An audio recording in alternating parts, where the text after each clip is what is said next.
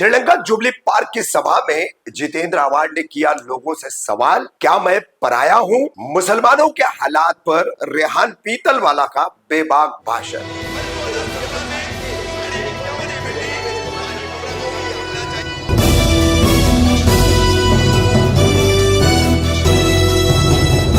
रफीक कामदार हिंदुस्तानी reporter में आपका स्वागत है। 3 नवंबर रविवार को कौसा श्रीलंका परिसर के जुबली पार्क में, श्रीलंका जुबली पार्क, देवेरीपाड़ा, ये पूरा जो परिसर है, यहाँ की पूरे आबादी को मिलाकर राष्ट्रवादी कांग्रेस पार्टी, शरद पवार गुट, इंडिया अलायंस, महाविकास आघाड़ी के उम्मीदवार जितेंद्र आव्हाड की एक प्रचार सभा हुई। हजारों की तादाद में स्थानीय लोग इसमें उपस्थित थे।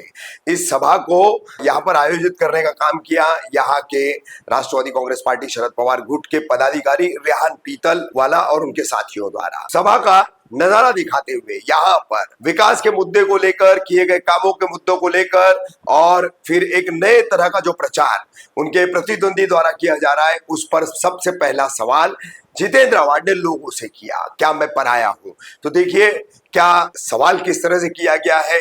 जितेंद्र आव्हाड ने जो बातें तमाम रखी है, मगर उसमें स्थानीय मुद्दे से जुड़ी हुई संक्षिप्त बातें उन्होंने जो कही है वो हम आपको दिखा रहे हैं। अब इसी खबर के दूसरे हिस्से में अंत में हम आपको दिखाएंगे इस सभा का आयोजन करने वाले यहाँ के राष्ट्रवादी के मुख्य पदाधिकारी रेहान पीतलवाला, उनकी पूरी टीम, और इस टीम का ये आयोजन, और इसी आयोजन में अपने स्थानीय लोगों के सामने लगभग ये 99% मुस्लिम मतदाताओं का इलाका है। तो यहाँ पर रेहान पीतलवाला ने राज्य के मौजूदा हालात, सरकार का दोहरा रवैया, मुसलमानों के लिए अपनाई जाने वाली दोहरी नीतियां, इन पर उंगली रखते हुए एक बेबाक भरा भाषण किया। और इस भाषण का जो मुख्य अंश है वो हम आपको दिखा रहे। देखिए रेहान पीतलवाला का ये बेबाक भाषण। सच्चाई और खुलूस है उसके मिजाज में, सच्चाई और खुलूस है उसके मिजाज में, मकबूल इसलिए है वो सारे समाज में। खौफ दुश्मन पे तारी है, अपना सिंबल तू तारी है।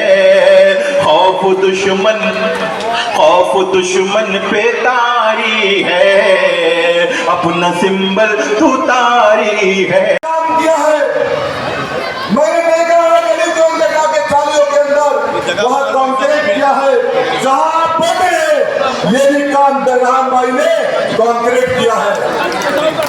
ये डॉक्टर जितेंद्र आव्हाड साहब की मेहनतों का नतीजा है दोस्तों।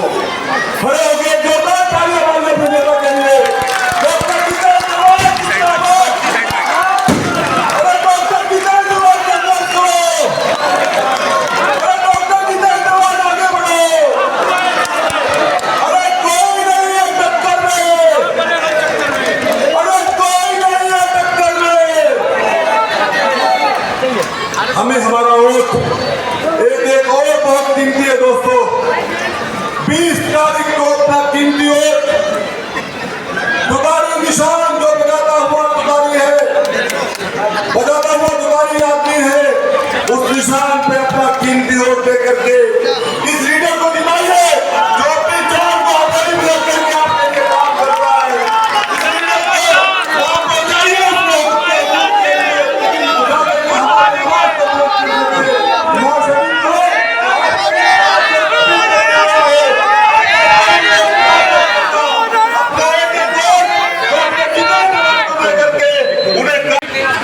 अस्सलाम वालेकुम रहमतुल्लाहि व बरकातुहू। मैं एक सवाल आपसे पूछूंगा, उसका मुझे सही आप मुझे सालों से देखते आ रहे हैं, सालों से ये यहाँ का ट्रांसफार्मर बदलने के लिए दिन भर खड़े रहे,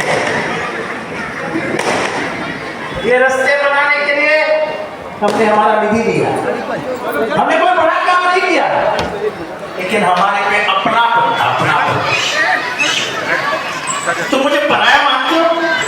सही बोला, हाथ उठाइए, बहुत कम हाथ उठे।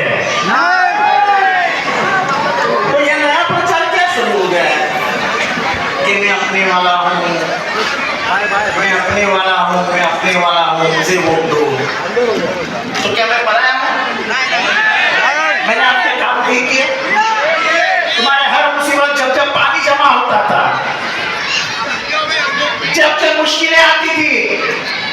जब कोविड का मामला आया कौन खड़ा रहा आपके बीच में?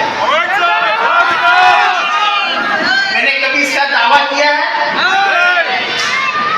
मैं कभी दावा नहीं करता हूं। मैं कोई भी काम करता हूं तो नाम छोड़ के नहीं जाता हूं।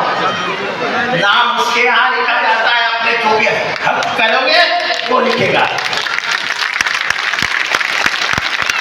हमारे में इंसानियत को मारना नहीं है, अपने दिल में रहती है। हमारा रिश्ता इंसान से इंसानियत का है, धर्म का नहीं है। मैं सबको पूछना चाहता हूँ, क्या आपको 15 साल में मुखड़ा बदला हुआ नजर नहीं आता है? आप बताओ कि मुखड़ा बदला है कि नहीं बदला है? हाथ उठा के बताओ। मुझे दोनों हाथ ऊपर चाहिए सभी के। ये जवाब है, ये जवाब है। तो शहर तो बदलता रहेगा, बिगड़ता रहेगा, लेकिन उसको संभालने का काम अपना है। अब महाराष्ट्र में अमन और शांति के लिए चाहते हैं और इसलिए इंडिया अलायंस के सभी लोगों को जिता करके सत्ता में बिठाओ। मुझे भी आपका वोट चाहिए, तुतारी का बटन बताओ और आपके घर का जितेंद्रावाद विधानसभा में पहुंचाओ। इतना ही कहता हूँ। खुदा हाफिज। जोर से बता दे, जोर से बताइए। तुतारी बजाता हुआ आदमी, अवार्ड साहब की निशानी है तुतारी बजाता हुआ आदमी। और इस निशान को इतना दबाया जाए ताकि वो देखते ही ऐसा महसूस हो कि जो हमारे हलकों में, जो हमारे इलाके में, ये जुबली पार्क का हमारा इलाका है, यहां से जितनी भी वोटिंग हो, इंशाअल्लाह मेरी लड़ाई ये है, फिर से बोलता हूं कि एक भी वोट अलहदा ना जाए। हमारा नेता काम करने वाला नेता है, चाहे वो कोविड का टाइम हो, चाहे वो बाढ़ का वक्त हो, जो बातें, चाहे वो हमारे हुजूर आप सल्लल्लाहु अलैहि वसल्लम की शान में गुस्ताखी का मामला हो, हमारे नेता हमारे साथ चौकी में मौजूद थे और तब तक के मौजूद थे तब तक के एफआईआर दर्ज नहीं करा दी गई। मैं एक और चीज बोलना चाहूंगा कि ये सरकार से जो हम तवक्को रख रहे हैं, तवक्को ना रखें। नबी करीम आप सल्लल्लाहु अलैहि वसल्लम की शान में गुस्ताखी हुई, मानते हो आप सब? महाराष्ट्र के अंदर 60 जगह पर एफआईआर हुई,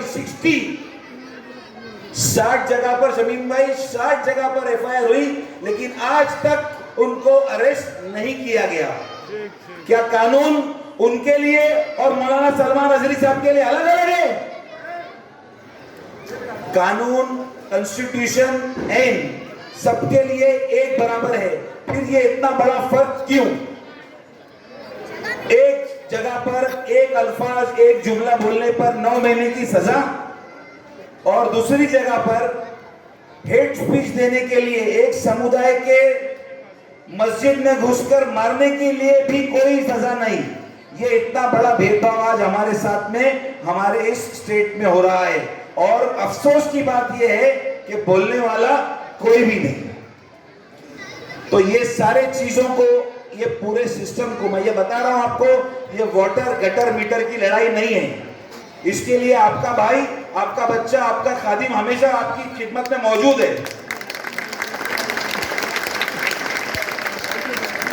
ये लड़ाई हक और बातिल की है, सही और गलत की है। और जो ताकतें हमसे हमारा right to freedom, right to speech, right to religion, right to worship छीनना चाहती हैं, मुझे ये बताइए कि हर धर्म को हमारे आईन ने, हमारे कॉन्स्टिट्यूशन ने ताकत दी है। वो अपना क्या हुलिया जानता है, पहनता है। हमारी माँ बहनें हिजाब पहनती हैं या नहीं पहनती, वो उसकी इजाजत देता है। हमारी शरीयत जिन चीजों को हलाल देती है, करार देती है, हमको उसको खाने की इजाजत है।